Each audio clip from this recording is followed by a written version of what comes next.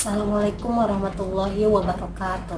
Selamat siang, kami dari kelompok 6 Kriminologi dengan tema kejahatan terorisme beranggotakan Agnia Sabila Kurniawan, Banapsaj Sapasolihat, Dewi Aulia Ajahra, Gina Nur Ihsani, dan Pina Nur Fitri akan mempresentasikan materi mengenai kejahatan terorisme. Baik, untuk materi pertama atau presentasi pertama mengenai kejahatan terorisme, kita akan membahas mengenai definisi terorisme. Nah, definisi terorisme bisa dilihat dari dua pandangan. Yang pertama secara etimologis dan kedua secara terminologis. Secara etimologis, terorisme berasal dari kata teror yang artinya kekerasan, kekejaman atau kerusakan yang dilakukan oleh individu atau golongan kelompok. Nah, sedangkan secara terminologis, terorisme adalah tindak kekerasan dalam rangka untuk menimbulkan ketakutan yang dilakukan untuk mencapai tujuan, khususnya tujuan politik.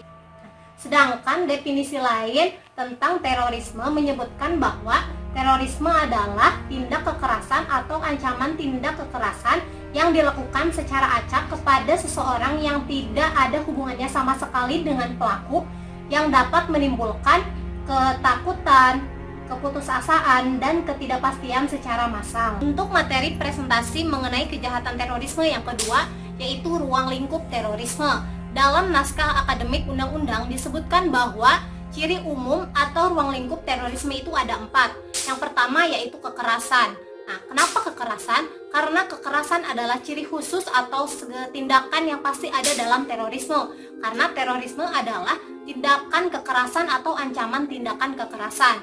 Yang kedua yaitu dampak psikologis atau ketakutan. Nah, karena ketika seseorang melaksanakan tindak terorisme, maka akan menimbulkan dampak psikologis yaitu ketakutan terhadap masyarakat luas. Yang ketiga yaitu taktik politik. Karena pada hakikatnya terorisme itu adalah taktik politik. Jadi ketika orang-orang yang melakukan teror tersebut tidak dapat menunjukkan dirinya dan tidak dapat menyebarluaskan eksistensinya, maka mereka akan melakukan tindak terorisme untuk menunjukkan dirinya. Nah, dan yang keempat, yang terakhir yaitu tujuan atau korban dari tindak terorisme itu tidak ada hubungannya dengan pelaku terorisme atau non-korban. Jadi mereka itu menyasar atau menuju terhadap korban terorisme itu adalah orang-orang yang tidak terlibat, karena untuk mereka itu agar dia terekspos dan juga dijadikan simbol bahwa mereka itu ada. Sekian dari saya, mungkin yang selanjutnya akan dilanjutkan oleh teman saya. Bismillahirrahmanirrahim. Assalamualaikum warahmatullahi wabarakatuh. Perkenalkan, nama saya Pina Nur Fitri dari PKN 2019A. Di sini saya akan melanjutkan presentasi kelompok 6 terkait dengan kasus kejahatan terorisme dalam perspektif kriminologi dan ilmu sosial lainnya. Kali ini saya akan mempresentasikan terkait dengan teori-teori terorisme, tokoh-tokoh teori terorisme, dan tata cara penegakan hukum tindak pidana terorisme. Yang pertama ada teori-teori terorisme, terbagi ke dalam 3 bagian pandangan. Yang pertama ada teori terorisme dalam pandangan teori historis. Berkembangnya terorisme ditandai dengan bentuk fanatisme, aliran kepercayaan yang kemudian berubah menjadi pembunuhan, baik yang dilakukan secara perorangan maupun oleh suatu kelompok terhadap penguasa yang dianggap sebagai tiran. Pembunuhan terhadap individu ini sudah dapat dikatakan sebagai bentuk murni dari terorisme dengan mengacu pada sejarah terorisme modern. Walaupun istilah teror dan terorisme baru mulai populer pada abad ke-18, namun fenomena yang ditunjukkan bukanlah yang baru. Kata terorisme berasal dari bahasa Perancis yaitu le terreur, yang semula dipergunakan untuk menyebut tindakan pemerintah dari hasil revolusi Perancis yang mempergunakan kekerasan secara brutal dan berlebihan dengan cara memenggal 40.000 orang yang dituduh melakukan kegiatan anti pemerintah. Selanjutnya, kata terorisme dipergunakan untuk menyebut gerakan kekerasan anti pemerintah di Rusia. Dengan demikian, kata terorisme sejak awal dipergunakan untuk menyebut tindak kekerasan oleh pemerintah maupun kegiatan yang anti pemerintah. Volmer Situmorang menulis setidaknya ada 6 jenis tindakan teroris yang dilakukan oleh sekelompok teroris, antara lain bom, penculikan, penyanderaan, penyerangan dan pembunuhan bersenjata, pembakaran dan penghangusan, pembajakan dan perampokan, serta jenis-jenis kekerasan lainnya. Yang kedua ada teori terorisme dalam pandangan teori filosofis, yang mana dalam perspektif filosofis akar kekerasan muncul dalam fenomena identifikasi diri manusia ke dalam kepribadiannya. Identifikasi inilah yang selanjutnya menjadi akar lahirnya permusuhan yang berujung kekerasan. Pelaku kekerasan biasanya melakukan tindak kekerasan terhadap korbannya karena sebagai sesama manusia, mereka lebih menonjol keakuannya dan kekitaannya. Secara filosofis, ideologi-ideologi para teroris yang menyerang menara kembar WTC dan Pentagon mengeksplisitkan penolakan atas jenis modernitas dan sekularisasi yang di dalam tradisi filsafat diasosialisasikan dengan konsep pencerahan.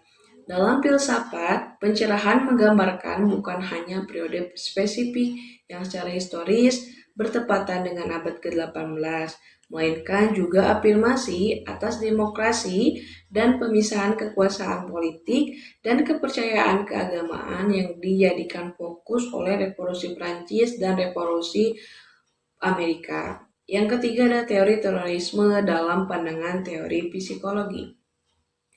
Teori psikologi secara spesifik mempertanyakan mengapa individu atau kelompok masyarakat begitu mudah tertarik bergabung dengan organisasi teroris. Teori-teori psikologi menjelaskan tentang aspek kejiwaan individu atau kelompok pelaku terorisme yang meliputi proses rekrutmen, pengenalan, kepribadian, keyakinan, dan motivasi anggota jaringan terorisme. Melalui penjelasan psikologi akan diketahui latar belakang pelaku teroris, misalnya faktor teralienasi atau keterasingan individu atau kelompok secara sosial, serta adanya motivasi politik atau agama. Bahkan berdasarkan analisis psikologi dapat ditemukan fakta bahwa individu atau kelompok yang direkrut menjadi teroris tersebut adalah mereka yang mengalami gangguan dalam kepribadiannya. Mereka adalah sekelompok orang yang bermental sakit atau mental illness, sehingga berani melakukan perbuatan yang penuh resiko seperti bom bunuh diri. Selanjutnya ada tokoh-tokoh mengenai teori terorisme.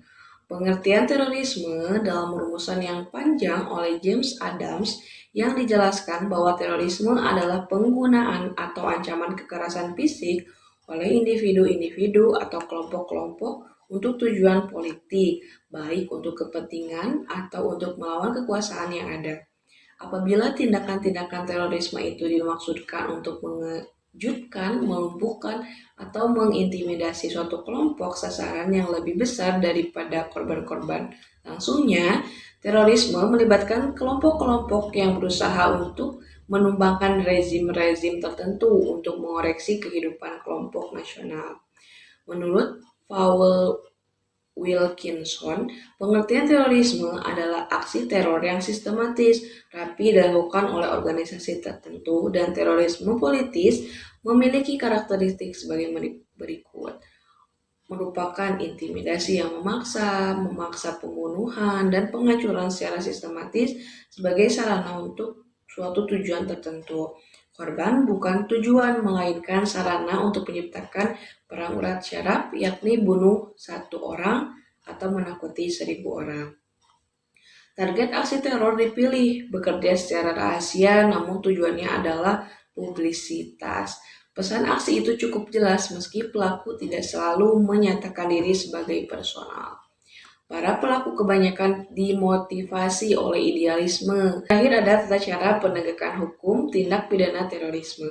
Berbicara mengenai penyidikan tindak pidana pada umumnya, maka proses penyidikannya dilaksanakan berdasarkan aturan yang telah ditetapkan dalam Kitab Undang-Undang Hukum Acara Pidana, tapi khusus terhadap tindak pidana terorisme, selain mengacu pada KUHP, ketentuan mengenai penyidikan kasus terorisme ini dijadikan sebagai pedoman, yaitu adalah peraturan pemerintah pengganti Undang-Undang Nomor 1 Tahun 2002 sebagaimana yang telah ditetapkan menjadi undang-undang berdasarkan Undang-Undang Nomor 15 Tahun 2003. Hal ini disebutkan dalam pasal 25 Peraturan Pengganti Undang-Undang Nomor 1 Tahun 2002 bahwa penyidikan, penuntutan, dan pemeriksaan di sidang pengadilan dalam perkara tindak pidana terorisme dilakukan berdasarkan hukum acara yang berlaku, kecuali ditentukan lain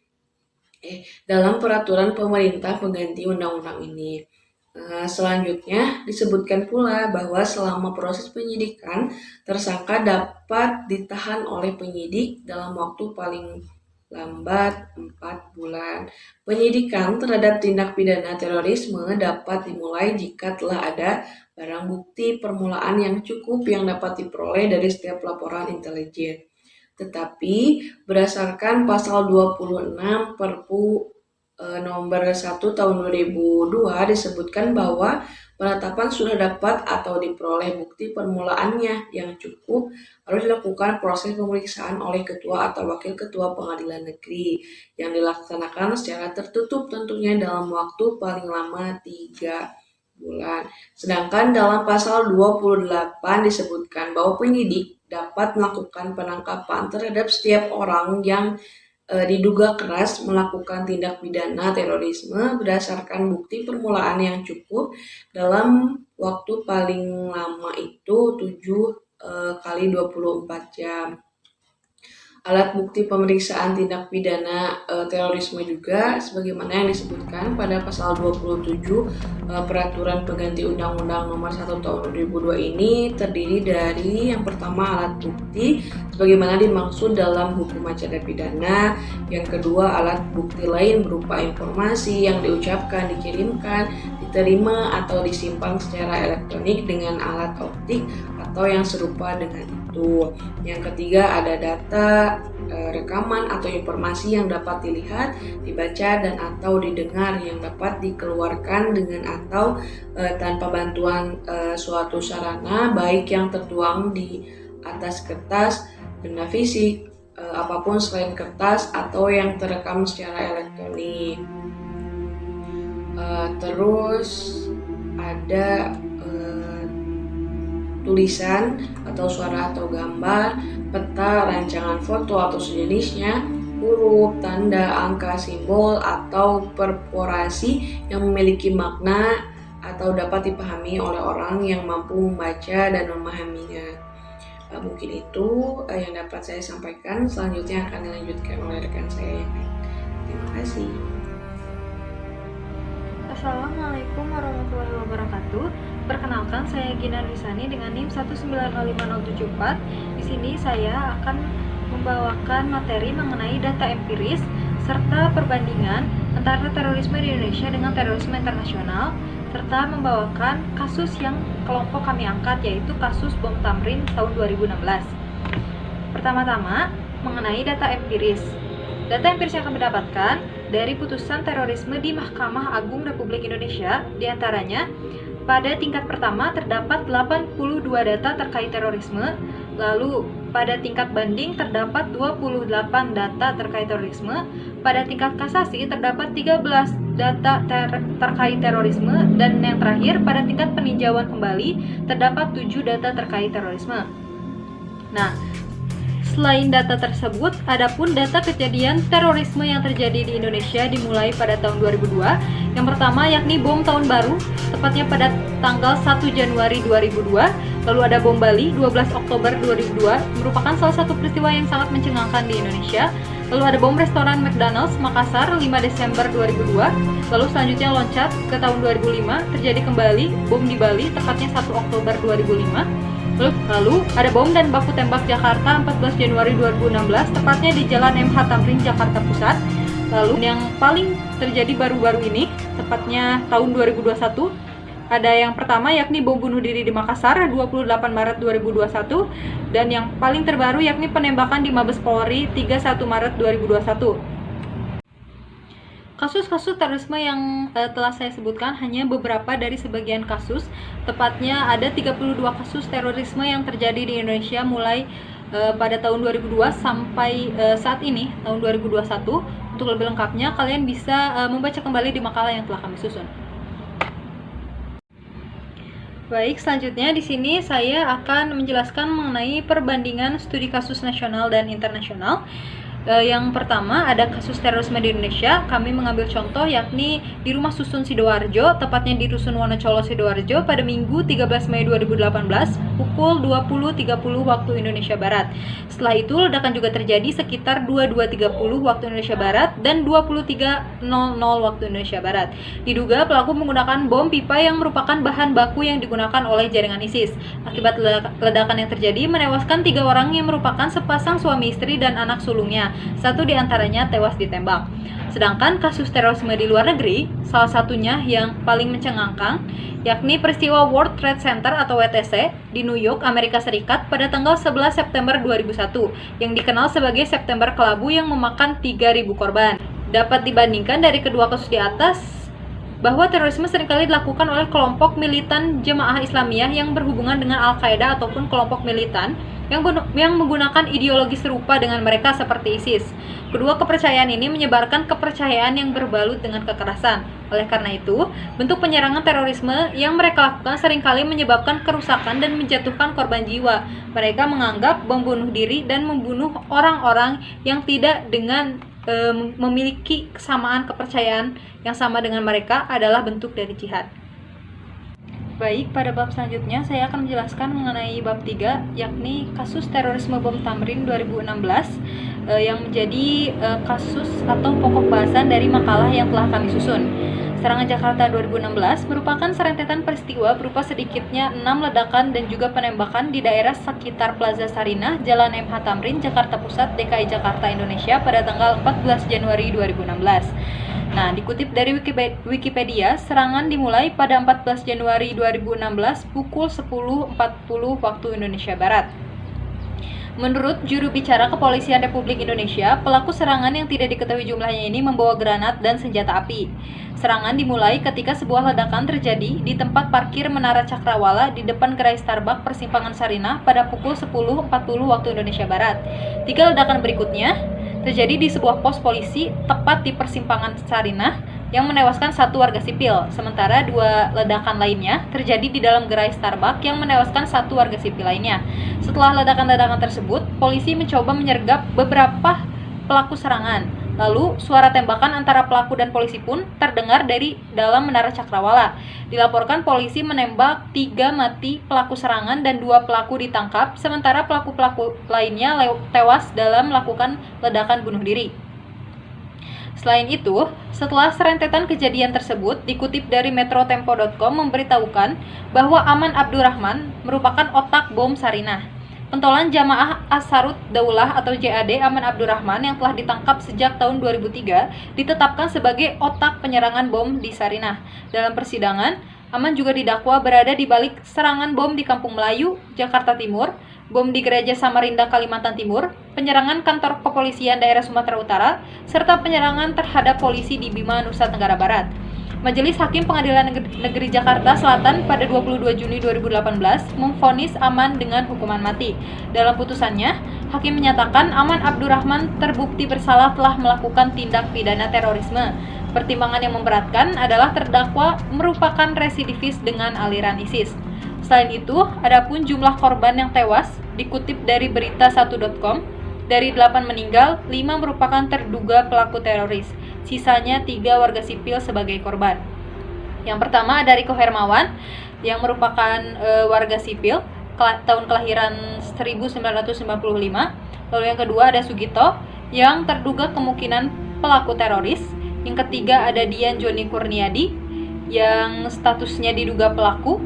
Yang keempat ada Afif alias Sunakin yang diduga pelaku. Yang kelima ada Amel Kuali Taher merupakan warga negara Kanada. Lalu yang keenam ada Muhammad Ali yang diduga pelaku. Yang ketujuh ada Ahmad Muhazin yang diduga pelaku bom bunuh diri di dalam Starbucks. Lalu yang kedelapan yang terbaru ada Rais Karna. Mungkin cukup sekian penjelasan dari saya. Selanjutnya akan dijelaskan oleh rekan saya. Terima kasih. Assalamualaikum warahmatullahi wabarakatuh. Halo teman-teman semuanya, saya Bahnab Sapa Solihat dengan NIM 1904469. Pada kesempatan kali ini saya akan meneruskan penjelasan yang tadi sudah dibahas oleh teman-teman saya. Di sini saya akan membahas mengenai hubungan terorisme dengan ilmu lainnya. Perlu teman-teman ketahui, apabila kita hubungkan kejahatan terorisme dan teori kriminologi, dapat kita lihat bahwa terorisme dalam kaitan ini diartikan sebagai suatu tindakan kekerasan atau ancaman untuk melakukan tindakan kekerasan yang ditujukan kepada sasaran yang acak, yang berakibat pada kerusakan, kematian, ketakutan, ketidakpastian, dan keputusasaan massal. Dalam hal ini sangat jelas keterkaitan antara tindakan kekerasan terorisme dengan juga kriminologi sebagai ilmu pengetahuan yang mempelajari mengenai kejahatan. Nah, di sini juga ada hubungan kejahatan terorisme dan teori sosial, bahwa partisipasi masyarakat dalam aksi terorisme dilakukan dalam lingkungan sosial masyarakat tertentu. Karena tidak ada masyarakat yang dapat berorganisasi tanpa budaya yang mengatur makna dan praktik sosial sehari-hari. Nah, artinya budaya ada sebagai pilar yang mengatur struktur subjek praktis sosial sehari-hari. Dalam proses keterlibatan masyarakat dalam aksi terorisme sebagai bentuk aksi sosial, sikap partisipatif tidak akan muncul dalam ruang kehidupan sosial yang kurang memiliki kebiasaan umum. Nah, kemampuan seseorang untuk berpartisipasi dalam aksi teror sebagai anggota komunitas atau kelompok tertentu tidak terlepas dari latar belakang sosial dan budaya anggota atau tempat tinggalnya. Nah, oleh karena itu akan ada hubungan yang jelas antara kehidupan sosial yang dialami oleh seseorang dengan kejahatan yang dilakukannya. Baik teman-teman, kita lanjut kepada pembahasan hubungan kejahatan terorisme dalam teori hukum. Bahwa terorisme menurut Undang-Undang Nomor 15 Tahun 2003 tentang Pemberantasan Tindak Pidana Terorisme disebutkan bahwa yang dimaksud dengan tindak pidana terorisme ini merupakan suatu tindakan dari seseorang yang dengan sengaja menggunakan kekerasan atau ancaman, kekerasan yang menimbulkan suasana teror atau rasa takut terhadap publik secara luas. Nah, tindakan dengan cara merampas kemerdekaan atau misalkan menghilangkan nyawa dan harta benda orang lain atau menghancurkan objek-objek vital yang strategis atau fasilitas publik baik internasional, bahkan dapat menimbulkan korban yang bersifat massal. Nah, bukan hanya itu, ternyata banyak sekali teman-teman hukum yang mengatur mengenai tindakan terorisme ini, yang mana pada dasarnya terorisme ini merupakan suatu kejahatan yang luar biasa yang menjadi perhatian yang menjadi perhatian dunia saat ini. Nah, tidak hanya aksi terorisme, kejahatan terorisme ternyata melanggar hak asasi manusia yang merupakan hak dasar yang melekat pada manusia, yaitu hak atas kenyamanan dan keselamatan atau hak untuk bertahan hidup. Nah, baik teman-teman, setelah tadi kita membahas bagaimana sih hubungan antara terorisme dengan ilmu pengetahuan lainnya. Nah, di sini saya akan membahas bagaimana sih implementasi secara yuridis terhadap suatu tindakan kejahatan terorisme. Nah, pada kasus bom Tamrin yang sudah dijelaskan oleh rekan saya sebelumnya, di sini saya akan lebih menjelaskan mengenai penjelasan Undang-Undang Republik Indonesia Nomor 15 Tahun 2003 yang dinyatakan bahwa lahirnya ketentuan ini didasarkan pada pertimbangan bahwa rangkaian peristiwa pemboman yang terjadi di Indonesia telah mengakibatkan hilangnya nyawa tanpa memandang korban, begitu teman-teman, menimbulkan ketakutan masyarakat yang secara luas dan kerugian harta benda, sehingga menimbulkan dampak yang luas terhadap kehidupan sosial, politik, ekonomi, dan hubungan internasional. Nah, perlu teman-teman ketahui juga bahwa pada Undang-Undang Nomor 15 Tahun 2003 ini tentang pemberantasan tindak pidana terorisme membagi tindak pidana terorisme itu menjadi dua, yaitu tindak pidana terorisme dalam pasal 6 sampai dengan pasal 9 dan mengatur juga tindak pidana lain yang berkaitan dengan tindak pidana terorisme. Selanjutnya teman-teman, bahwa Undang-Undang Nomor 15 Tahun 2003 tentang pemberantasan tindak pidana terorisme ini dijadikan sebagai dasar hukum dalam pemberantasan tindak pidana terorisme di Indonesia, yang mana menyebutkan bahwa yang dimaksud dengan tindak pidana terorisme adalah tindak pidana atau segala perbuatan yang memenuhi unsur-unsur tindak pidana sesuai dengan ketentuan undang-undang ini. Nah, dimaksud unsur-unsur terorisme dalam pasal 1 Undang-Undang Nomor 15 Tahun 2003 tentang tindak pidana pemberantasan terorisme adalah perbuatan melawan hukum yang dilakukan secara sistematik dengan maksud untuk menghancurkan kedaulatan bangsa dan negara dengan membahayakan kedaulatan bangsa dan negara yang dilakukan dengan menggunakan kekerasan atau ancaman kekerasan, menimbulkan suasana teror atau rasa takut terhadap orang secara meluas atau menimbulkan korban yang bersifat massal dengan cara merampas kemerdekaan atau hilangnya nyawa dan harta benda orang lain atau mengakibatkan kerusakan atau kehancuran terhadap objek-objek vital yang strategis, lingkungan hidup atau fasilitas publik maupun fasilitas internasional. Nah, tindak pidana terorisme tersebut termasuk di atas terdapat dalam pasal 6 Undang-Undang Nomor 15 Tahun 2003 tentang pemberantasan tindak pidana terorisme yang dikualifikasikan sebagai delik material. Nah, disebutkan bahwa pada pasal 6 ini bahwa tindakan terorisme ini seperti yang sudah dijelaskan tadi ini akan dijatuhi hukuman gitu, bahwa orang yang melakukan tindak pidana terorisme akan dijatuhi hukuman pidana, baik itu pidana mati atau penjara seumur hidup atau penjara paling singkat itu 4 tahun dan paling lama itu 20 tahun. Tentu banyak ya hal-hal lain yang diatur dalam undang-undang mengenai tindak pidana terorisme ini. Antara lain ada yang membatasi atau mengecualikan tindak pidana selain yang bermotif politik, ada juga yang mengatur tentang tindak pidana terorisme yang dilakukan terhadap fasilitas umum yaitu fasilitas penerbangan, atau lebih lanjut gitu dengan tindak pidana terorisme yang dalam perbuatan kejahatannya itu menggunakan teknologi. Nah, yang mana hal-hal ini dapat kita pahami secara lebih mendalam atau secara lebih lanjut dengan mempelajari berbagai peraturan hukum mengenai tindakan kejahatan terorisme. Nah, mungkin sekian yang dapat saya sampaikan. Untuk materi selanjutnya akan dilanjut oleh teman saya. Perkenalkan, nama saya Agnia Sabila Kurniawan dengan NIM 1908010. Di sini saya akan melanjutkan memaparkan materi mengenai dampak penanggulangan kasus terorisme. Menyikapi berbagai peristiwa serangan terorisme yang menyebabkan kekhawatiran di kalangan masyarakat Indonesia, maka pemerintah telah mengambil langkah-langkah strategis dalam menanggulangi tindak pidana terorisme. Antara lain dengan dikeluarkannya peraturan pemerintah pengganti Undang-Undang Nomor 1 Tahun 2002 tentang pemberantasan tindak pidana terorisme atau Perpu Nomor 1 Tahun 2002.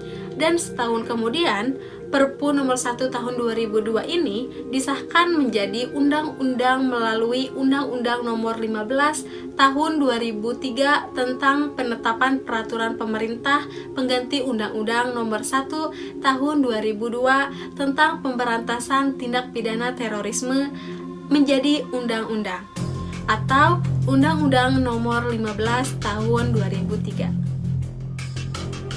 Penanggulangan kasus bom Tamrin tentunya tidak cukup hanya dengan mengeluarkan berbagai regulasi atau kebijakan yang terkait dengan upaya tersebut. Tetapi hal penting lain yang perlu diperhatikan adalah terkait dengan institusi Kepolisian Negara Republik Indonesia atau Polri yang merupakan garda terdepan dalam pengungkapan berbagai aksi terorisme yang terjadi di Indonesia.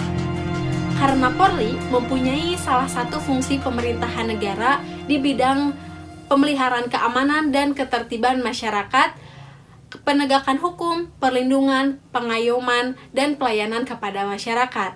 yang bertujuan untuk mewujudkan keamanan dalam negeri yang meliputi terpeliharanya keamanan dan ketertiban masyarakat, tertib dan tegaknya hukum, terselenggaranya perlindungan, pengayoman, dan pelayanan kepada masyarakat, serta terbinanya ketentraman masyarakat dengan menjunjung tinggi hak asasi manusia.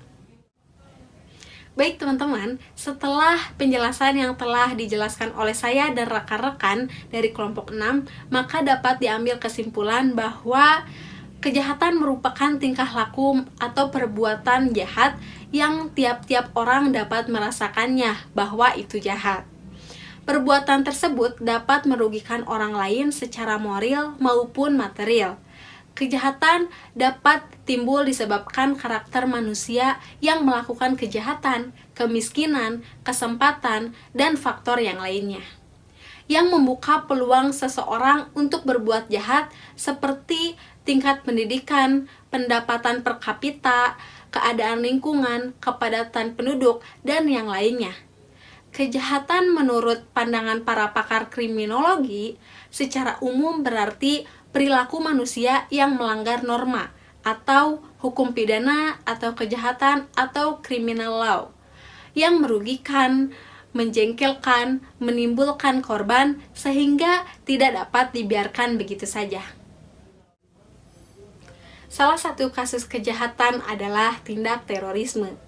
Tindak terorisme jelas merupakan kejahatan yang sekarang ini menjadi buah bibir di kalangan masyarakat Indonesia. Kasus terorisme selalu saja menjadi hal yang sangat menakutkan bagi masyarakat. Terorisme merupakan kejahatan luar biasa yang menjadi perhatian dunia saat ini. Tidak hanya aksi terorisme, kejahatan terorisme ternyata juga melanggar hak asasi manusia, yang merupakan hak dasar yang melekat pada manusia, yaitu hak atas kenyamanan dan keselamatan atau hak untuk hidup. Selain itu, terorisme telah menimbulkan korban jiwa dan kerugian harta benda. Kejahatan terorisme juga telah merusak stabilitas negara, terutama di bidang ekonomi, pertahanan negara, dan keamanan. Oleh karena itu, tindak kejahatan terorisme ini sangat dilarang dalam masyarakat di wilayah manapun. Pencegahan dan pemberantasan terorisme dilakukan tidak hanya melibatkan satu pihak saja, melainkan membutuhkan kerjasama seluruh pihak termasuk masyarakat. Kebijakan dan langkah proaktif atas dasar kehati-hatian sangat diperlukan karena pemberantasan terorisme tidak semata-mata merupakan masalah dan penegakan hukum. Pemberantasan tindak pidana terorisme juga merupakan masalah sosial, budaya, dan ekonomi yang berkaitan dengan masalah ketahanan bangsa. Cukup sekian penjelasan dari kelompok 6. Mohon maaf apabila banyak kekurangan. Terima kasih. Wassalamualaikum warahmatullahi wabarakatuh.